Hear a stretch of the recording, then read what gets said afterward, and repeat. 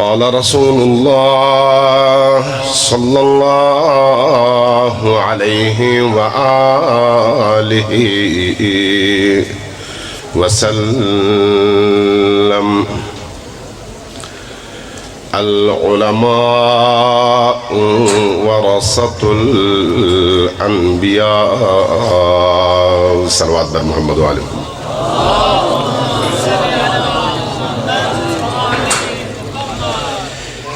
ذرا ایک دفعہ پھر اونچی آواز سے سب مل کر صلوات بھیجیے بر محمد وآل محمد.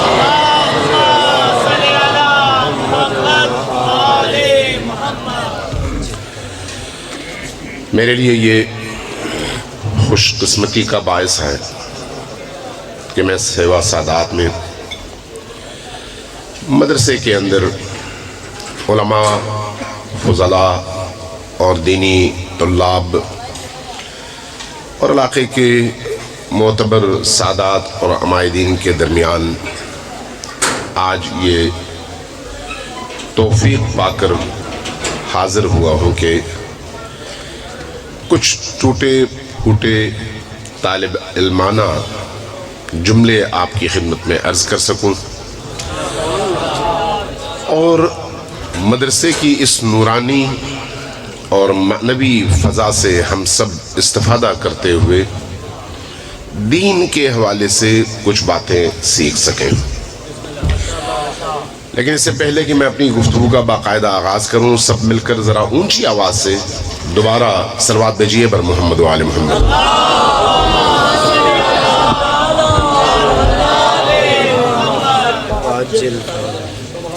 چونکہ ہم ایک مدرسے میں ہیں، مدرسہ علم کا مرکز کہلاتا ہے. مدرسہ وہ مقام ہے جہاں سے معرفت کے چشمے پھوٹتے ہیں. مدرسہ وہ مقام ہے جہاں پر ایسی نسل کی پرورش ہوتی ہے جو معاشرے کے اندر گمراہیوں کی ظلمتوں اور تاریکیوں کو چیر کر اللہ کی ہدایت کی نورانیت کو بکھیرتا ہے اور لوگوں کے دلوں کو نورانی کر کے انہیں زمین سے اٹھا کر عرش پر پہنچانے کا ذریعہ بنتا ہے. اس لیے مدرسے میں اسی فضا کے حساب سے ہی بات کرنی چاہیے. اس لیے جو میں نے ابھی حدیث کے ایک چھوٹے سے مختصر سے جملے کا انتخاب کیا ہے، اسی پس منظر میں چند باتیں آپ کی خدمت میں عرض کرتا ہوں. آپ نے یہ بات سنی ہے، العلماء ورثۃ الانبیاء، علماء انبیاء کے وارث ہوتے ہیں. یہ وارث کس چیز میں ہوتے ہیں؟ اگر ہم انبیاء کی بعثت کے مقاصد کو دیکھیں اور قرآن کریم میں انبیاء کی بعثت کو جس طرح سے اللہ تبارک و تعالی نے بیان فرمایا ہے اس پر غور کریں تو ہمیں انبیاء کے کردار کا اندازہ ہو جاتا ہے. اور جب ہم اس کردار کو سمجھنے میں کامیاب ہو جائیں تو اس کے بعد پھر ایک عالم کے کردار کو سمجھنے میں ہمیں بڑی آسانی ہو جاتی ہے. لہٰذا ہمیں اس انداز میں دیکھنے کی ضرورت ہے کہ قرآن کریم نے انبیاء کو کس مقصد کے لیے اللہ نے مبعوث کر کے قرآن میں اس بعثت کے مقصد کو بیان کیا ہے. اذ بعث فیہم رسولا منہم یتلو علیہم آیاتہ ویزکیہم ویعلمہم الکتاب والحکمہ. قرآن کریم میں اس مفہوم کے ساتھ کئی آیات ہیں. لفظوں میں بعض جگہ اختلاف ہے لیکن مضمون ایک ہی ہے اور کئی جگہ اسی مضمون کی آیات قرآن کریم میں موجود ہیں. اللہ کیا کہتا ہے کہ اللہ ان انسانوں کے درمیان ایک ایسے رسول کو بھیجتا ہے یا بھیج رہا ہے یا بھیج چکا ہے جو انہی کے درمیان پیدا ہوا ہے، انہی کی طرح سے کھاتا پیتا ہے، انہی کی طرح سے شادی کرتا ہے، انہی کی طرح سے باقی تمام انسانی خصوصیات کا حامل ہے۔ اذ بعث فیہم رسولا منہم، جو انہی میں سے ہے، لیکن اس کی جو ذمہ داری ہے وہ عجیب و غریب ہے۔ وہ کیا ہے؟ یتلو علیہم آیاتہ، یہ رسول ان لوگوں کے سامنے اللہ کی آیتوں کی تلاوت کرتا ہے، اللہ کی آیات ایک ایک کر کے بیان کرتا ہے۔ یتلو علیہم آیاتہ وَيُزَكِّيهِمْ، ان آیات کی تلاوت کے ذریعے سے ان کا تزکیہ کرتا ہے۔ یُزَكِّيهِمْ، اور اس یُزَكِّيهِمْ کے بعد کیا کرتا ہے؟ يُعَلِّمُهُمُ الْكِتَابِ، کتاب کی ان کو تعلیم دیتا ہے۔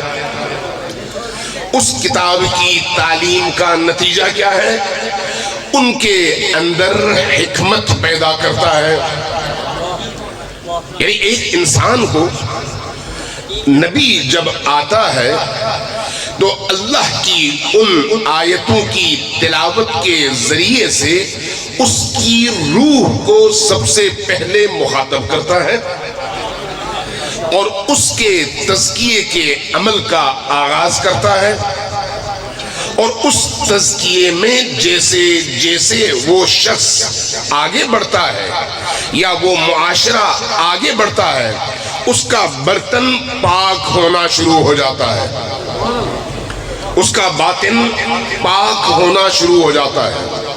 جیسے جیسے اس کا باطن پاک ہونا شروع ہو جاتا ہے ویسے ویسے اس کے اندر وہ علم اپنی جگہ بناتا ہے جو نافع ہے، وہ علم جو اس کی اڑان کا باعث ہے، وہ علم جو اس کو جانوروں سے اٹھاتا ہے، حیوانات سے الگ کرتا ہے اور ملائکہ سے افضل بنا دیتا ہے۔ لیکن صرف علم یہ کام نہیں کرتا جب تک یہ تزکیہ اس کا مقدمہ نہ بنے۔ اس لیے آیات کو دیکھیں، آیتوں میں جہاں جہاں انبیاء کی اس ذمہ داری کا تذکرہ ہے وہاں پر سب سے زیادہ جس چیز پر زور دیا گیا ہے وہ ہے یزکیہم۔ اب یہ یزکیہم کیا ہے؟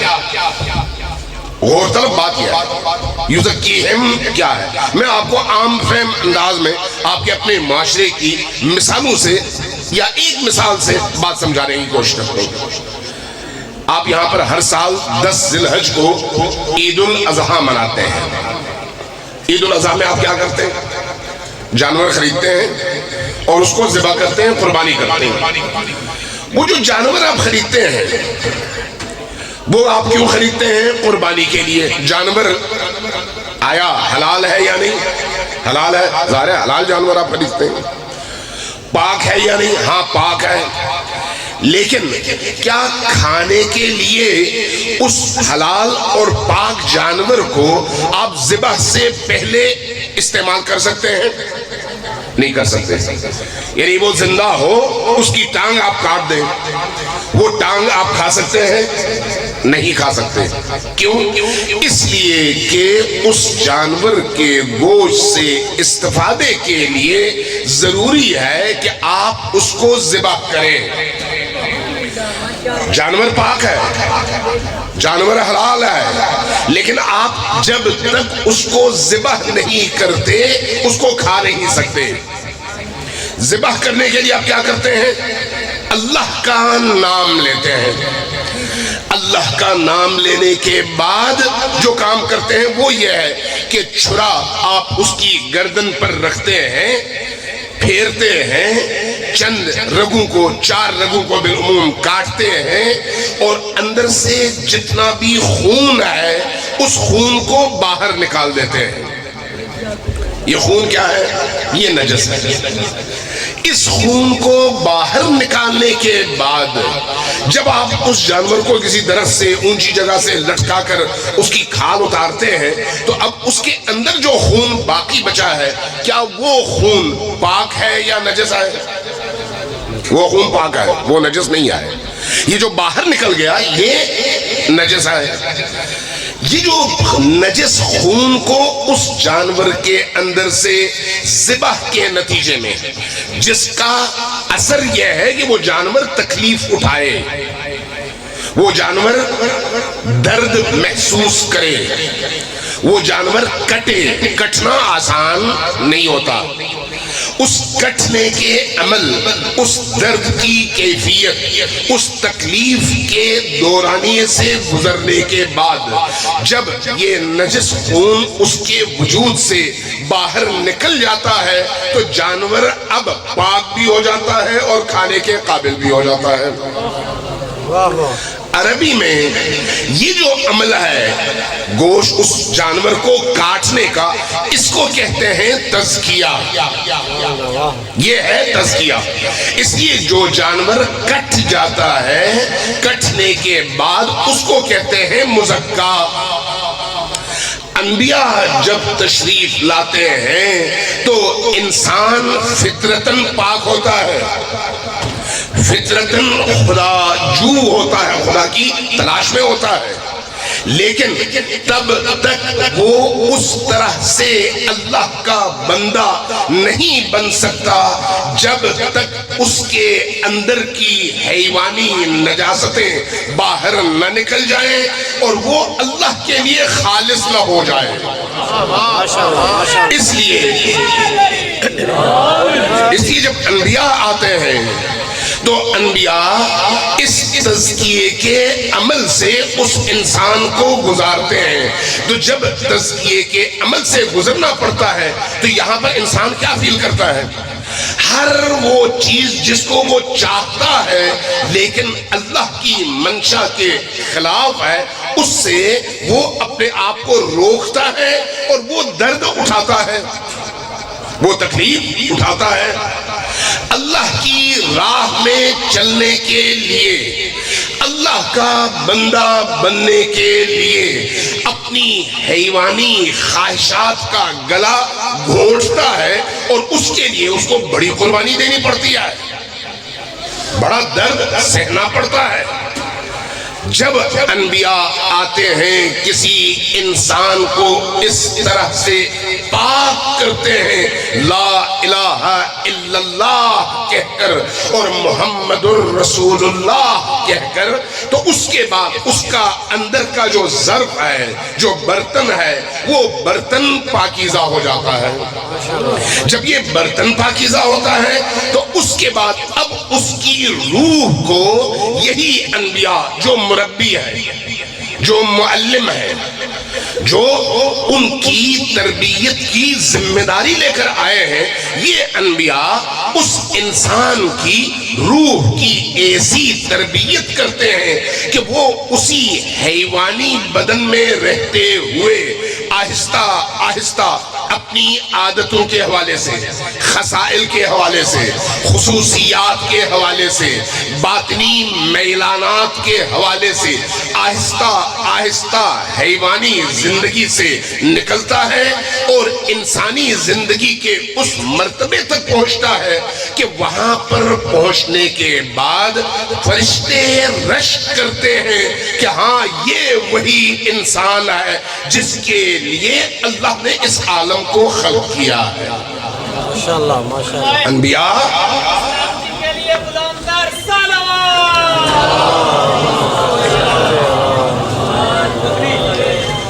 انبیاء اس فریضے کے ساتھ تشریف لاتے ہیں تو اس کا نتیجہ کیا ہے کہ ان کی تربیت میں کما حقہ اطاعت کے ساتھ وقت گزارنے والے لوگ پھر عمار یاسر بن کر نکلتے ہیں، عمار یاسر بن کر علی ابن ابی طالب کی شکل میں انسانی معاشرے کے سامنے آتے ہیں، اسی طرح سے جس طرح سے ابو ذر ہیں، جس طرح سے سلمان ہیں، جس طرح سے مقداد ہیں، ایسے لوگ جن کی زندگی کا ایک ایک گوشہ معاشرے کے لیے مشعل راہ ہے اور روشنی کا ذریعہ ہے۔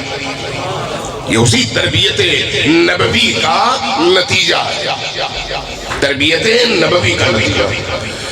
تو نبی کا ایک منصب مربی ہونا ہے، مربی ہونا، ایک منصب معلم ہونا ہے، ایک منصب تزکیہ کرنا ہے۔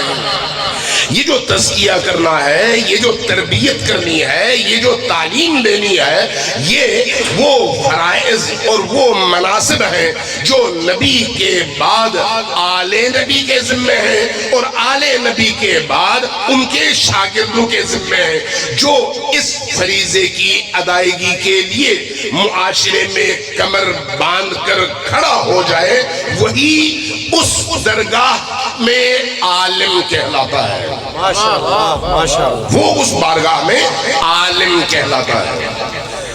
القاب سے کوئی عالم نہیں بنتا، نام لگانے سے کوئی عالم نہیں بنتا، جب تک اس کا عمل، اس کی سوچ، اس کی روح کی پاکیزگی اس کی زبان سے نکلنے والے اس موعظے کا ساتھ نہ دے سکے۔ مدارس بنیادی طور پر ایک ایسی کھیپ تیار کرنے کا مرکز کہلاتا ہے۔ مدرسہ یعنی انبیاء کی اس جد و جہد کو لے کر آگے بڑھنے کا مرکز۔ انبیاء کا کام بنی نوع بشر کو گمراہیوں سے نکالنا اور ہدایت تک پہنچانا ہے، چاہے کوئی پتھر مارے، چاہے کوئی گالی دے، چاہے کوئی آگ اور کوئلہ پھینکے، چاہے کوئی کچرا پھینکے، چاہے کوئی زہر دے، چاہے کوئی ظلم کرے، انبیاء اور ان کی راہ پر چلنے والے لوگوں کے ثبات قدم میں کبھی بھی نہ ٹھہراؤ پیدا ہوتا ہے، نہ وہ رکتے ہیں، نہ وہ جھکتے ہیں، وہ چلتے رہتے ہیں اسی رستے پر جس رستے پر انبیاء چلے ہیں۔ ماشاءاللہ۔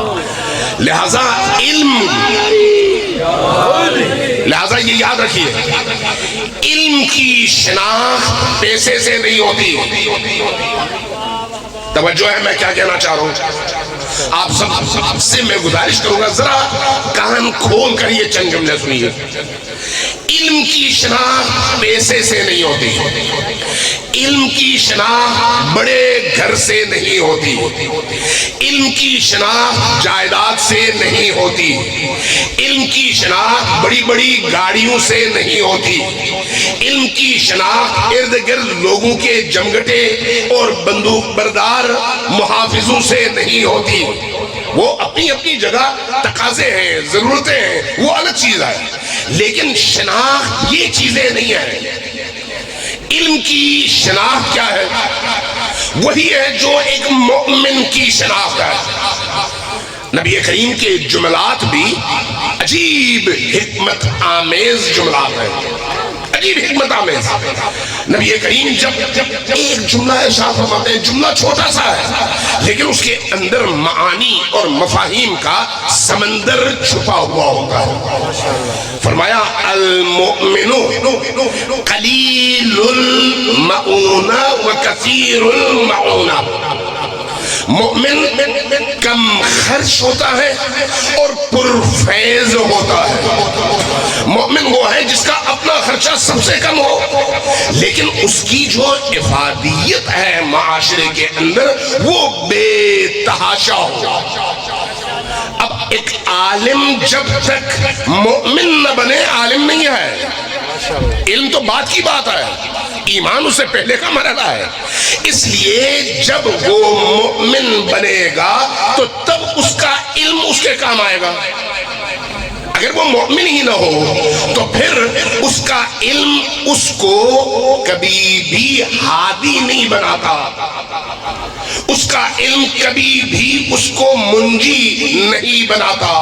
منجی اور ہادی بننے کے لیے ایمان پہلی شرط ہے۔ اس لیے مولانا جلال الدین رومی نے مثنوی میں ایک جگہ یہ فرمایا کہ چو دزدی با چراغ آید گزیدے تر برد کالا۔ جب ایک چور روشنی لے کر آتا ہے تو پھر وہ کیا کرتا ہے؟ چن چن کر قیمتی مال اٹھاتا ہے۔ جب ایک شخص پڑھ لکھ کر آتا ہے لیکن اس کے پیچھے ایمان نہیں ہوتا تو پھر وہ لوگوں کا ایمان چراتا ہے، لوگوں کا دین چراتا ہے، لوگوں کے خوشی کے لیے اللہ کو بیچتا ہے، رسول کو بیچتا ہے، کتاب کو بیچتا ہے، لوگوں کے عقائد کا سودا کرتا ہے، لوگوں کے ایمان کا سودا کرتا ہے، اس لیے کہ ایمان اس کے اندر نہیں ہے۔ وہ اپنے علم کو دنیا اور پیٹ کمانے کا، پیٹ بھرنے کا ذریعہ بنا دیتا ہے۔ جبکہ اس کے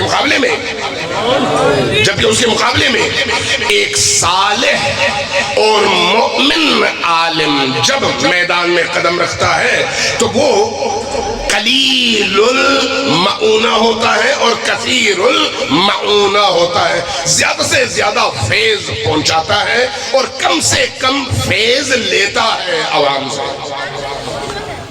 قرآن کریم نے بڑی ہی عجیب و غریب مثالیں دی ہیں۔ قرآن کریم پر ذرا غور کیجئے، قرآن کریم کی آیات کو غور سے پڑھیے۔ قرآن کریم نے ایک پوری سورت کا نام گائے کے نام پر رکھا ہے، بقرہ۔ یہ جو گائے ہے، اس گائے کو اللہ نے کس طرح سے بنایا ہے؟ کبھی آپ نے سوچا؟ اللہ کی خلقت کا یہ ایک بہت بڑا اعجاز ہے حیوانات کے درمیان۔ یہ جو میں نے صفت بیان کیا ہے قلیل المعونہ و کثیر المعونہ، اس کی ایک بہترین مثال یہی گائے ہے۔ اللہ تبارک و تعالیٰ قرآن کریم میں ہمیں متوجہ کرتا ہے اور کہتا ہے یہ دیکھو کہ ہم نے کس طرح سے اسی گائے کے گوبر اور پیشاب کے درمیان سے پاکیزہ ترین دودھ نکال کر تمہیں سیراب کیا ہے۔ ایک طرف گوبر اور ایک طرف اس کا پیشاب کی نالی، لیکن درمیان سے پاکیزہ ترین دودھ۔ یہ خود اللہ کی تخلیق کا ایک عجیب اعجاز ہے۔ اسی طرح سے ذرا غور کیجیے، یہی گائے کھاتی کیا ہے اور دیتی کیا ہے؟ گائے اگر آپ اپنے کھیتوں میں اس کو چھوڑ دیں تو آپ کو محنت کرنے کی ضرورت نہیں ہے، جو ملے وہ کھا جاتی ہے اور اپنا پیٹ بھر لیتی ہے۔ لیکن جب وہ گھر آتی ہے تو اس سے کیا کیا استفادے ہوتے ہیں؟ اس کا گوشت کام کا ہے، اس کی ہڈیاں کام کی ہیں، اس کا خون کام کا ہے، اس کا گوبر کام کا ہے، اس کی کھال کام کی ہے، اس کا دودھ کام کا ہے۔ صرف ایک گائے کے دودھ سے 18 سے زیادہ اقسام کی متنوع نعمتیں بنتی ہیں اور انسان اس سے فیض یاب ہوتا ہے۔ کھاتی کیا ہے؟ صرف گھاس، وہی گھاس جو کوئی اور استعمال نہیں کرتا، گائے کھا جاتی ہے، اور سادہ پانی۔ لیکن کھاتی اتنی کم خرچ اور دیتی وہ چیزیں ہیں جس کے بغیر انسان کی زندگی محال ہو جاتی ہے۔ قرآن کریم نے اس گائے کی مثال قرآن کریم میں دیا ہے۔ اللہ نے یہ مثالیں دے کر انسانی عقلوں کو جھنجھوڑا ہے۔ ایک عالم حقیقی طور پر وہی ہوتا ہے جو بقدر ضرورت کھاتا ہے، لیکن جب افادہ کرتا ہے تو وہاں پر جب لوگوں کی ہدایت کے لیے گھر سے باہر نکلتا ہے تو پھر نہ تھکتا ہے، نہ جھکتا ہے، نہ مایوس ہوتا ہے، اپنے اس مشن پر چلتا رہتا ہے یہاں تک کہ اس کو موت آ جائے۔ اللہ تبارک و تعالیٰ پھر ایسے لوگوں کے لیے اپنی مخلوقات کے دلوں میں عشق اور محبت بھی پیدا کر دیتا ہے۔ مدرسہ ایسے لوگوں کی تربیت گاہ کا نام ہے۔ مدرسہ ایسے لوگ، مدرسہ علم کا مرکز ہے۔ اس علم کے مرکز سے نکلنے والے قدیم زمانے میں زندگی کی تمام ضرورتوں کے حوالے سے اس ضرورت کو پورا کرنے کی ذمہ داری انہی مدارس کی ہوا کرتی تھی۔ اب علم پھیل گیا ہے، لوگ بہت زیادہ پھیل گئے ہیں، ضرورتیں پھیل گئی ہیں، ایک مدرسے میں ان تمام علوم کا احاطہ ممکن نہیں رہا۔ اس لیے آہستہ آہستہ علم کے پھیلنے کی وجہ سے مدرسے کا دائرہ محدود سے محدود تر ہوتا چلا گیا ہے، لیکن جو روح ہے مدرسے کی وہ کیا ہے؟ مدرسے کی روح کیا ہے؟ وہ علم ہے جو ان تمام علوم پر برتری رکھتا ہے اور اشرف العلوم ہے۔ اشرف العلوم مدرسے کی جو تعلیم ہے، یہ جو علوم ہیں دو طرح کے ہیں نا، علم روح کے بارے میں اور علم بدن کے بارے میں۔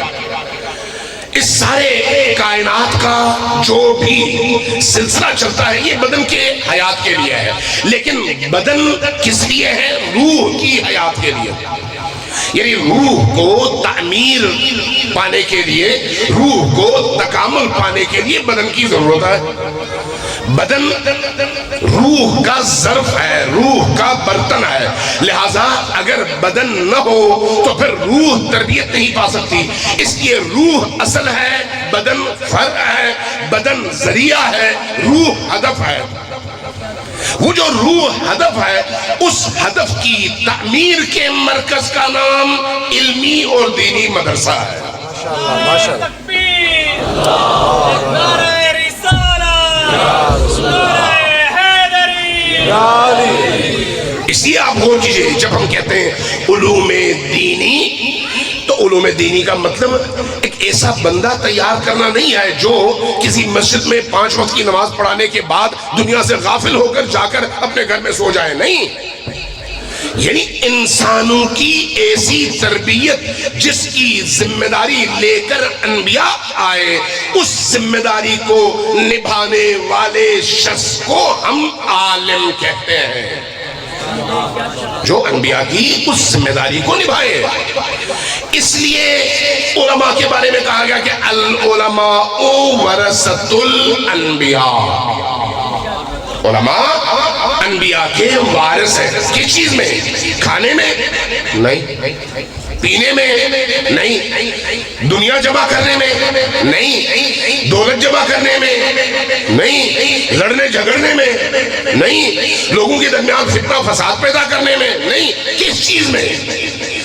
اللہ کے پیغام کو انسان تک پہنچا کر انسان کی روح کو حیوانیت سے نکالنے اور اس کو اس مقام تک پہنچانے میں جس مقام کو دیکھ کر فرشتے بے ساختہ اس مقام کے سامنے سر تسلیم خم کر لے۔ اس لیے بلندتر صلوات۔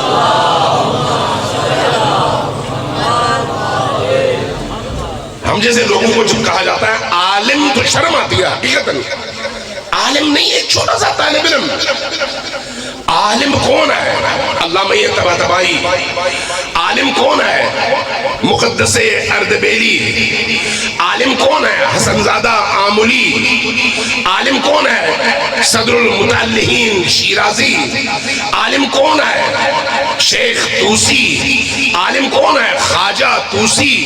اگر آپ تشیع میں علماء کے کردار کو دیکھیں تو پوری تاریخ میں اگر اسلام کے چہرے کو کسی گروہ نے، کسی طبقے نے تابناک رکھتے ہوئے دین محمدی کے چہرے کو ہمیشہ روشن رکھ کر انسانوں کی ہدایت کا بیڑا اٹھایا ہے تو وہ تشیع کے یہ علماء ہیں جنہوں نے ہمیشہ دین کی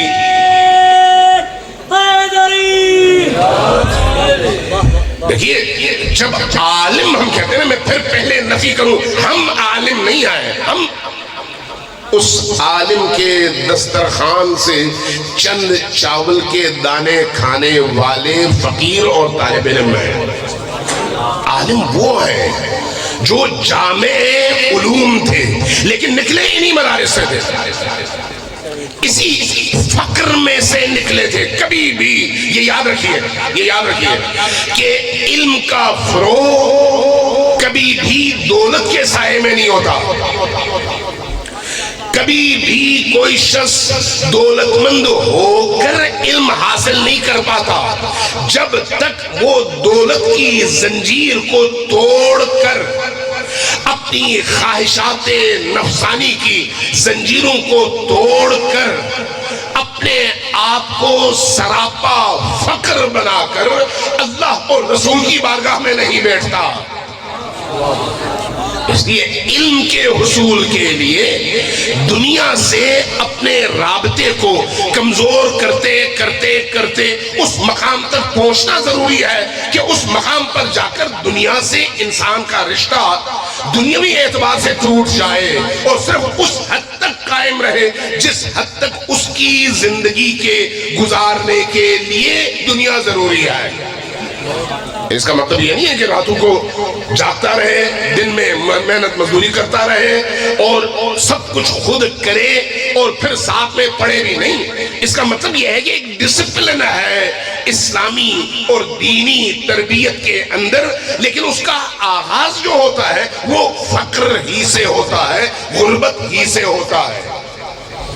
لیکن اس میں ایک بڑا ظریف اور انتہائی اہم نکتہ پوشیدہ ہے، انتہائی اہم نکتہ پوشیدہ ہے، اخلاقی اعتبار سے بھی اور تربیتی اعتبار سے بھی. یہ یاد رکھیے فقر اور غنا کا تعلق پیسے سے نہیں ہوتا. فقیر وہ نہیں ہے جس کے پاس پیسہ نہ ہو، غنی وہ نہیں ہے جس کے پاس پیسہ زیادہ ہو.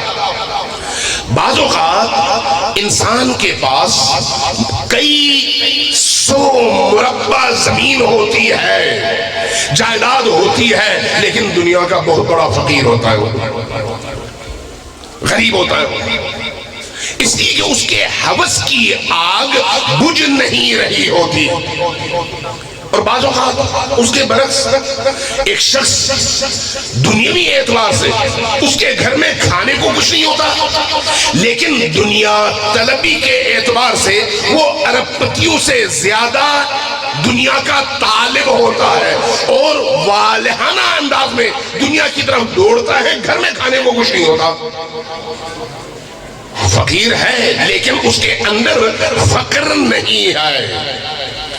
یہ جو اسلام کی تربیت ہے، یہ اسلام کی تربیت انسان کی روح میں تبدیلی پیدا کر دیتی ہے. وہ تبدیلی کیا ہے؟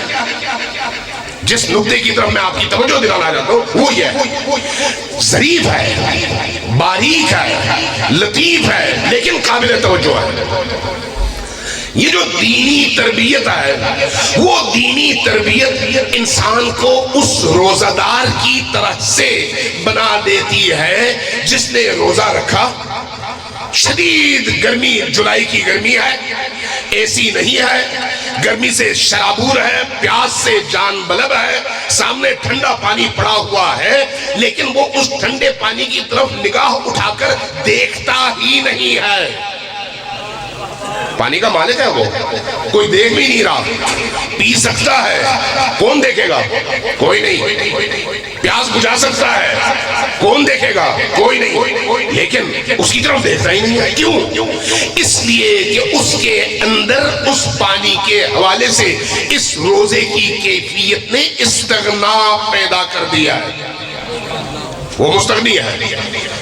بدن کو ضرورت ہے، روح بے نیاز ہے.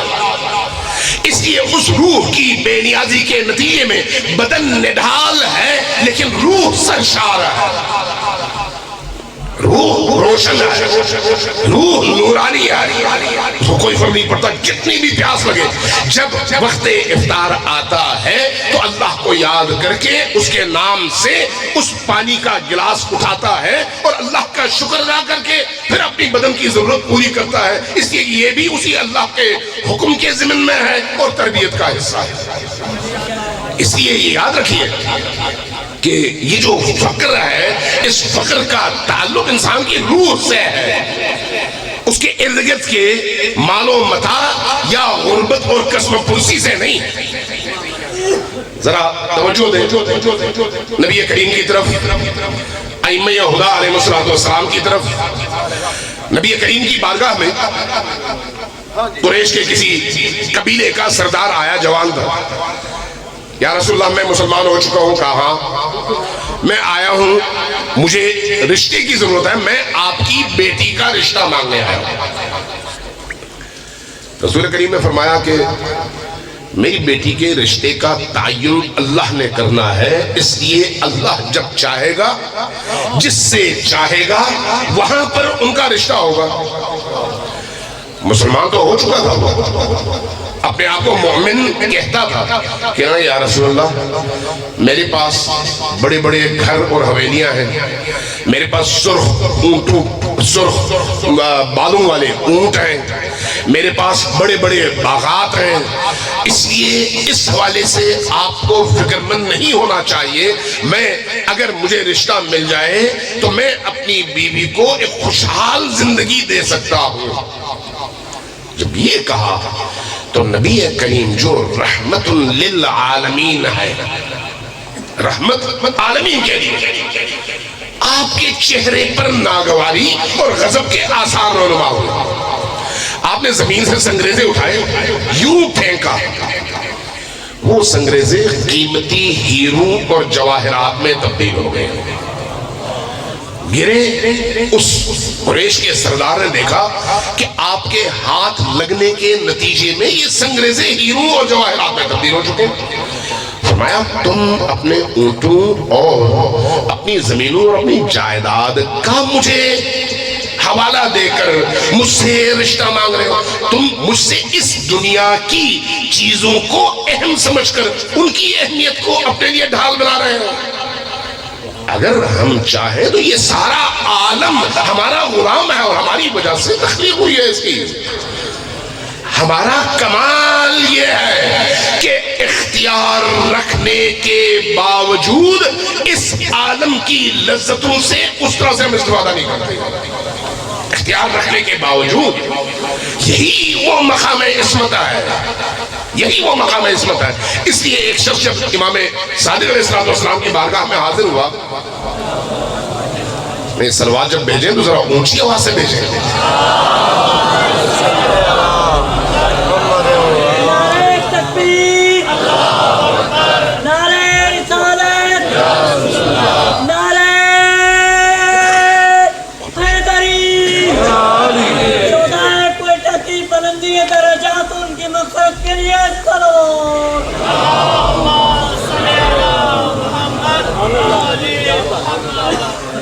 ذرا غور کیجئے گا میں کیا عرض کر لوں. جب امام کی بارگاہ میں حاضر ہوا، کہا کہ اپنے رسول اللہ ہم نے آپ سے ہمیشہ سنا ہے کہ آپ معصوم ہیں. فرمایا کہ ہاں معصوم. آپ گناہ نہیں کرتے؟ ہاں ہم گناہ نہیں کرتے. پوچھا کہ یہ اپنا رسول اللہ آپ ذرا بتائیے، اصول کافی کی روایت ہے. پوچھا کہ اپنا رسول اللہ آپ یہ بتائیے کہ آپ گناہ کر نہیں سکتے یا کرتے نہیں ہیں؟ توجہ ہے میں کیا کہہ رہا ہوں؟ سوال کیا ہے؟ کیا آپ گناہ کر نہیں سکتے یا کرتے نہیں ہیں؟ فرق کیا ہے دونوں میں؟ پتھر جلتا نہیں ہے، لکڑی جل جاتی ہے. پتھر چونکہ پتھر ہے، جلنے کے قابل نہیں ہے، اس لیے پتھر جلتا نہیں ہے، اس میں اس کا کوئی کمال تو نہیں ہے. لکڑی جلنے کے قابل ہے لیکن جلتی نہیں ہے. آگ میں جھونکو لکڑی جلے نہیں تو پھر یہ اس کا کمال ہے. پتھر اگر نہ جلے تو اس کا کمال نہیں ہے. پوچھا یہ اپنا رسول اللہ اگر آپ گناہ نہیں کر سکتے تو پھر آپ کا کمال کیا ہوا؟ اگر اللہ نے ہمیں بھی ایسا بنا دیا ہوتا کہ ہم گناہ نہ کر سکتے تو پھر ہم گناہ نہ کرتے. لیکن اگر آپ گناہ کرتے نہیں ہیں تو پھر یہ ہے کمال، یہ ہے واقعی آپ کا ہنر. فرمایا کہ ہاں ہم من حیث انسان، ہم میں وہ تمام تقاضے، من حیث انسان ہمارے وجود میں وہ سارے تقاضے موجود ہیں جو گناہ کر سکیں، لیکن اس کے باوجود ہم گناہ نہیں کرتے. جب فرمایا گناہ نہیں کرتے تو عرض کیا یا رسول اللہ مجھے سمجھ نہیں آئی کیسے ہو سکتا ہے. اب سمجھانے کے لیے ایک عجیب مثال دی, ہم سب کے لیے ہے یہ مثال. پوچھا کہ تم روز جب صبح نماز فجر کے لیے اٹھتے ہو تو سب سے پہلا کام کیا کرتے ہو؟ کہا یا رسول اللہ بستر سے اٹھتا ہوں فوراً جاتا ہوں رفع حاجت کے لیے, اور اپنے وجود سے غلاظت نکالنے کے بعد اپنے آپ کو دھو دھلا کے وضو کر کے آتا ہوں نماز پڑھنے کے لیے, نماز کے لیے کھڑا ہو جاتا ہوں. فرمایا تمہاری عمر کتنی ہے؟ اتنی عمر ہے. اس عمر میں کبھی ایسا ہوا کہ جب تم صبح نکل کر جا کر اپنے اس حاجت سے فارغ ہو جاؤ تو اس وقت اٹھنے سے پہلے کبھی تھوڑا سا ہاتھ لگا کر وہ نجاست اٹھاؤ اور اپنے منہ میں ڈالو؟ اس نے ایک لمحے کے لیے سوچا اور عرض کیا یا رسول اللہ نہیں, کبھی بھی ایسا نہیں ہوا. پوچھا کیوں نہیں ہوا؟ کر تو سکتے تھے نا, کیوں نہیں ہوا؟ کہا کہ اپنا رسول اللہ اس لیے یہ عمل اتنا قبیح ہے, اتنا گندا عمل ہے کہ سوچ کر بھی انسان سوچنے سے بھی گریزا ہوتا ہے, اس کے ذہن میں تصور نہ آئے. فرمایا گناہ اس غلاظت کھانے سے بھی زیادہ برا اور قبیح عمل ہے, اس لیے ہم گناہ کرنا دور سوچ بھی نہیں سکتے. یہ مقام عصمت ہے, یہ سمجھانے کا ذریعہ ہے. اصول کافی کی روایت. تو گویا انبیاء اور ائمہ جب اپنے شاگردوں کی تربیت کرتے ہیں تو ان شاگردوں کو اس مقام تک پہنچاتے ہیں کہ وہ معصوم اس معنی میں, جس معنی میں اللہ اور رسول کا حکم ہے اور جس طرح سے ائمہ ہے اس معنی میں معصوم کوئی نہیں ہو سکتا. لیکن گناہ پر کنٹرول, نفس کی خواہشات کی مخالفت کے حوالے سے جب کوئی شخص اس بارگاہ سے فارغ ہو کر نکلتا ہے تو اس مقام تک پہنچتا ہے کہ وہ اپنی زندگی میں کبھی گناہ نہ کرے, کبھی گناہ نہ کرے. یہ اسی تربیت گاہ کی تربیت کا نتیجہ ہے, انہی مدارس کی تربیت کا نتیجہ ہے. اگر یہ چیزیں کسی مدرسے میں نہیں ہیں تو پھر وہ مدرسہ نہیں ہے, وہ لنگر ہے. اس لیے یاد رکھیے کہ مدرسے کی روح تزکیہ اور تزکیے کے ساتھ تربیت ہے. یہ جو تربیت ہے, اس تربیت میں جو چیز اہم ہے وہ اس طالب علم کی روح کے اندر استغناء پیدا کرنا ہے. اس طالب علم کے اندر اس کی روح میں استغناء پیدا کرنا. توجہ چاہوں گا, تھکے تو نہیں ہیں؟ جو لوگ تھکے ہوئے ہیں وہ ذرا بتا دیں تاکہ میں اپنی گفتگو ختم کروں.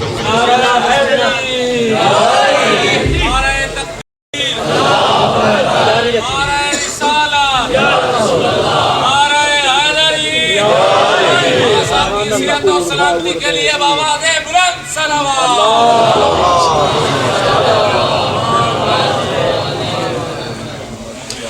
ایک دفعہ پھر صلوات بھیجیے بر محمد و آل محمد. ایمان لاتے کہ قرآن نعرہ حیدری. عزیزان گرامی, جب ایک طالب علم کی تربیت ایسی ہو جس سے اس کے اندر کی دنیا کی بھوک مٹ جائے تب وہ دین کا طالب علم بن سکتا ہے, ورنہ نہیں بن سکتا. یہ یاد رکھیں. آپ اپنے بچوں کو بھیجیں مدرسوں میں اس نیت اور اس ارادے کے ساتھ, علماء تربیت کریں اس نیت اور اس ارادے کے ساتھ. اگر میں ایسے مدارس میں نے دیکھے ہیں جہاں پر دروازے کے سامنے غلہ پڑا ہوا ہے, پیسے اس میں بھرے ہوئے ہیں, طالب علم جو اس مدرسے میں رہتے ہیں ان کو ظاہر ہے 3 وقت کا کھانا تو چاہیے. ہر طالب علم اپنی ضرورت کا جو پیسہ ہے, چاہے وہ ایک روٹی اس کی ضرورت ہے, چاہے وہ دہی کا ایک پیالہ اس کی ضرورت ہے, وہ جو اس کی ضرورت ہے اس ضرورت کے مقدار کے مطابق پیسہ اس بخش سے نکالتا ہے اور جا کر وہ خرید کر واپس آتا ہے، لیکن اس سے زیادہ کبھی وہ نہیں اٹھاتا۔ اس لیے نہیں کہ اس کو کوئی آنکھ دیکھ رہی ہے، اس لیے نہیں کہ کوئی کیمرہ اس کو دیکھ رہا ہے، بلکہ اس لیے کہ اس کے اندر استغنا ہے، بے نیازی ہے، بے نیازی۔ یہ جو بے نیازی ہے یہ مدرسے کی تربیت کا نتیجہ ہے۔ یہ جو بے نیازی ہے، جب ایک طالب علم کے اندر اس طرح کی بے نیازی پیدا ہوتی ہے تو وہ جب عملی زندگی میں قدم رکھتا ہے تو کبھی بھی دین نہیں بیچتا، کبھی بھی اپنا ایمان پھر نہیں بیچتا، کبھی بھی وہ لوگوں کی خوشنودی کے لیے دین میں اضافہ نہیں کرتا، کبھی وہ لوگوں کی خوشنودی کے لیے دینی احکام کے بیان میں کمی نہیں کرتا۔ وہ وہی بیان کرتا ہے جو اللہ چاہتا ہے، چاہے سامنے والے کو برا لگے یا اچھا لگے، اور وہ وہاں پر اپنے آپ کو روکتا ہے جہاں اس کی کسی بات سے دین کو نقصان پہنچ رہا ہو، چاہے اس کی دنیا بن رہی ہو اور اس کو دنیا مل رہی ہو۔ یہ استغنا ہے، روح کی استغنا، اور یہ استغنا تب پیدا ہوتی ہے جب گھر سے لے کر مدرسے تک اور مدرسے کے آغاز سے لے کر مدرسے سے فارغ التحصیل ہونے تک اس بچے کی اس تربیت پر اساتذہ اور مدرسے کا ماحول اثر انداز ہو، اور عبودیت اور بندگی کے لحاظ سے، خدا پرستی کے لحاظ سے، توحید کے لحاظ سے، اللہ کو ہر عمل میں مؤثر سمجھنے اور اس پر عقیدے کے لحاظ سے، اس پر ایمان کے لحاظ سے، یہ تربیت بھی اسی مدرسے کا ماحول کرتا ہے، مدرسے کا ماحول۔ ہم اللہ کو ایک سمجھتے ہیں، ہم اللہ کو حاضر سمجھتے ہیں، ہم اللہ کو ناظر سمجھتے ہیں، ہم اللہ کو مؤثر سمجھتے ہیں، لیکن سمجھنا ہمارے علم کے مطابق ہے۔ آیا اس پر ایمان بھی ہے؟ ایمان اور ہے، علم اور ہے۔ ایمان اگر ہو تو ہم کسی انسان سے کبھی خوفزدہ نہ ہو، صرف اللہ کو یاد، لیکن ہم ڈرتے ہیں۔ یہ ڈرنا خود دلیل ہے کہ ہمارا ایمان کمزور ہے۔ اگر ایمان ہو تو ہم کبھی لوگوں کے ہاتھوں کی طرف نہ دیکھیں کہ لوگ کچھ دیں، لوگ پہنچائیں، کبھی بھی ہم نہ دیکھیں، اس لیے کہ جب ہم نے خدا سے سودا کیا ہے تو پھر بھرپور انداز میں میں خدا کے دین کی خدمت کروں، خدا میری روزی پہنچاتا ہے۔ لیکن جس دن میرا ایمان کمزور ہو لیکن اس کی جگہ علم موجود ہو، تو علم ہونے کے باوجود میں اپنی عملی زندگی میں یہ ضرور دیکھوں گا کہ کس کے پاس کتنا پیسہ ہے اور اس کے گھر مجھے مہینے میں کتنے چکر لگانے چاہیے۔ اس کا تعلق کس سے ہے؟ میرے ایمان اور میرے علم سے، کہ آیا میرا ایمان میرے علم پر بھاری ہے یا میرا علم میرے ایمان پر بھاری ہے۔ شیخ رجب علی خیاط عارف ہے اور بڑے بڑے علماء نے ان پر لکھا ہے اور بہت خوبصورت لکھا ہے۔ وہ اپنا ایک واقعہ نقل کرتے ہیں کہ ایک جگہ میں گزر رہا تھا، پرانے زمانوں میں ظاہر آج کے دور کی گاڑیاں اور رکشے اور کاریں نہیں تھی، تو گھوڑے اور گدھوں اور خچروں کا زمانہ تھا۔ کہنے لگے میں گزر رہا تھا، رستے میں ایک جگہ ایک گھوڑا بندھا ہوا تھا، قریب پہنچتے پہنچتے میرے ذہن میں ایک گناہ کرنے کا خیال آیا۔ جب خیال آیا تو میں نے دوسرے ہی لمحے اس خیال کو جھٹک دیا اور استغفار کیا۔ جیسے ہی میں اس گھوڑے کے قریب پہنچا تو گھوڑے نے بڑے زور سے ایک دو لتی ماری، ٹانگ پیچھے مجھے مار دی۔ میں نے بڑی مشکل سے خود کو بچایا اور سائڈ سے نکل گیا، چونکہ بہت بڑے موحد تھے، بہت بڑے عارف تھے۔ کہنے لگے میں اللہ کی طرف متوجہ ہوا کہ خدایا مجھے یہ کس چیز کی سزا ملی ہے کہ اس جانور نے، اس گھوڑے نے مجھے دو لتی ماری۔ الہام ہوا کہ تم نے یہ جو گناہ کا سوچا، اس سوچ کا کی یہ سزا ہے کہ گھوڑے نے تمہیں دو لتی ماری۔ کہتے ہیں میں نے متوجہ ہو کے کہا بار اللہ میں نے گناہ کیا تو نہیں نا، پھر کیوں مجھے سزا ملی؟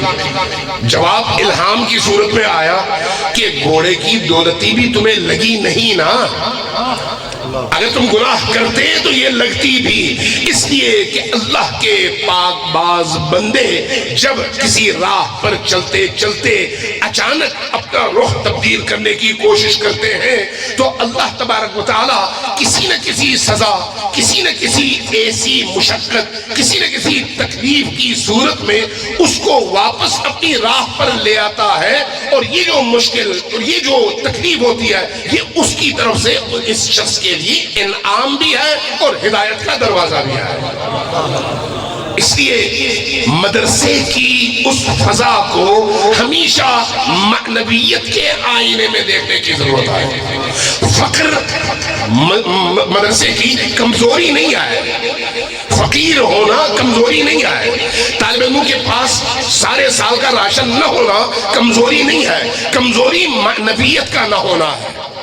اس لیے مدارس میں جس چیز پر ہمارے ہاں یعنی نجف سے لے کر قم تک جس چیز پر علماء اخلاق سب سے زیادہ زور دیتے ہیں وہ اخلاقی تربیت ہے، وہ معنوی تربیت ہے۔ اس لیے امام خمینی کا یہ جملہ آج کل تو ایک کلپ ہے وہ کافی چل بھی رہا ہے اور اردو میں اس کا کیپشن بھی لگا ہوا ہے ترجمے کے ساتھ کہ انسان کو علم جہنم جانے سے نہیں بچاتا، فقاہت جہنم جانے سے نہیں بچاتی۔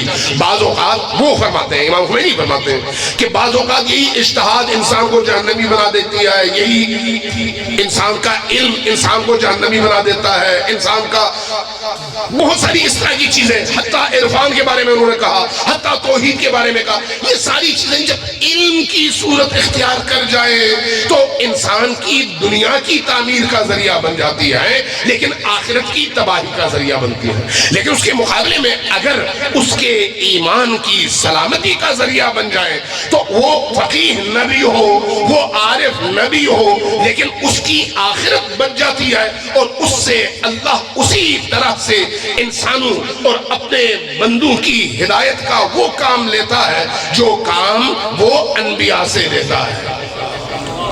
اس لیے ان مدارس کو ہمیں اپنے دل و جان سے زیادہ عزیز رکھنا چاہیے کہ یہ مدارس ہمارے ایمان کی سلامتی کا ذریعہ ہے اور ہماری نسلوں کی تربیت کا مرکز ہے۔ اللہ تبارک و تعالی ہم سب کو دین کی حقیقی فہم اور اس پر عمل کی توفیق عطا فرمائے۔ جو کچھ ہم پڑھتے ہیں، سنتے ہیں، کہتے ہیں، بولتے ہیں، سمجھتے ہیں، اس پر عمل کی توفیق عطا فرمائے اور ہم سب کے ماضی کے گناہوں کو معاف کریں اور آئندہ ہمیں گناہوں سے بچنے کی توفیق اور سعادت نصیب فرمائے۔